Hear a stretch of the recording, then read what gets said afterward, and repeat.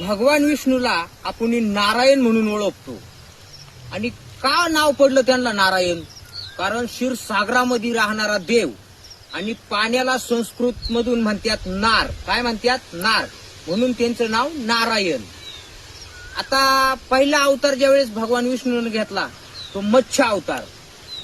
मासा कशात राहतो? पाण्यात, म्हणून नारायण. दुसरा अवतार कोणता घेतला? कुर्म अवतार. समुद्र मंथन ज्यावेळेस झालं त्यावेळेस कुर्म अवतार म्हणजे कासवाचा अवतार घेऊन मंदर पर्वताला आपल्या पाठीवर धारण केलं, पण पाण्यातच होते ना, म्हणून नारायण. अनेक उत्तर आहे.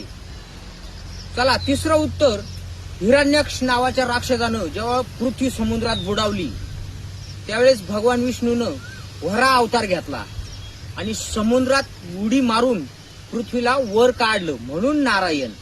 अनेक पाण्याशी त्यांच्या कथा जोडलेल्या आहेत, म्हणून भगवान विष्णूला म्हणतात नारायण. आणि त्यांचं आपलं गोकुळामध्ये कालिया नागाच्या डोक्यावर कुठं नाचले? डावामध्ये. तर कशावर? कालिया नाग कुठं राहत होता? पाण्यामध्ये. आणि ज्यावेळेस कालिया नागाच्या डोक्यावर श्रीकृष्णानं नृत्य केलं, म्हणून अनेक अशा घटना आहे, म्हणून त्यांना नाव नारायण आहे. जय श्रीराम.